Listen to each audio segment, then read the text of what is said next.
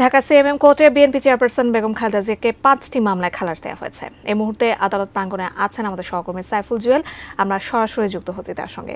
জুয়েল, যে 5টি মামলা থেকে খালেদা জিয়াকে খালাস দেওয়া হয়েছে সে সম্পর্কে নিশ্চয়ই আপনি আমাদেরকে বিস্তারিত জানাবেন এবং আদালতের পর্যবেক্ষণ আমাদেরকে জানাবেন। তাদের আবেদনের প্রেক্ষিতে আজ সকাল 11টায় আদালত এই 5টি মামলার রায় ঘোষণার তারিখ ধার্য করেন এবং সেই সূত্র ধরে আমরা সকালে যখন এখানে আসি, এখানে বিএনপি যে সকল আইনজীবীরা ছিলেন তারা এখানে ছিলেন, আমাদের সাথে কথা বলেছেন।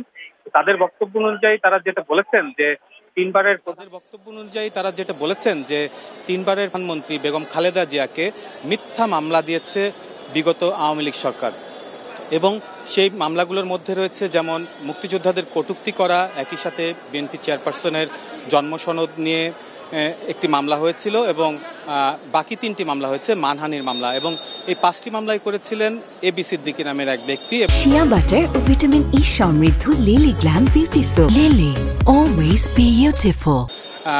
আইনজীবীদের সূত্র অনুযায়ী, অর্থাৎ বিএনপি আইনজীবীদের সূত্র অনুযায়ী তারা দাবি করছেন যে 4 বছর আগে তিনি যেহেতু মারা গিয়েছেন কিন্তু তার মামলাগুলো রয়ে গিয়েছে, এই সরকারের পৃষ্ঠপোষকতায় এই মামলাগুলো আদালতে চলমান ছিল।